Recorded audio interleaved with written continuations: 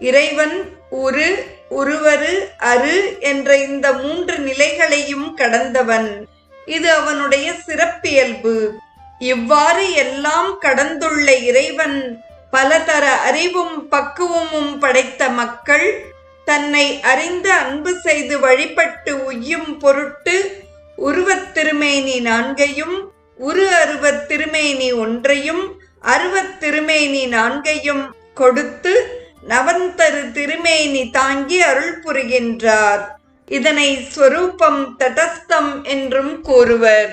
அருவமும் உருவமாகி அனாதியாய் பலவாய் ஒன்றாய் பிரம்மமாய் நின்ற ஜோதி பிழம்பதோர் மேனியாக கருணைக்கூர் முகங்கள் 6ம் கரங்கள் 12ம் கொண்டே ஒரு திருமுருகன் வந்து ஆங்கு உதித்தனன் உலகம் உய்ய என்று கந்தபுராணம் கூறுகிறது. இவ்வாறு முத்திர வடிவங்களை இறைவன் கொண்டாலும் அவன் அவற்றால் யாதொரு விகற்பமும் அடையாது அவற்றை கடந்து தன் இயல்பில் நிற்கின்றான். ஆதலின் உரு அன்று அரு அன்று என்று அடிகள் கூறுகிறார். மெய்ஞானிகள்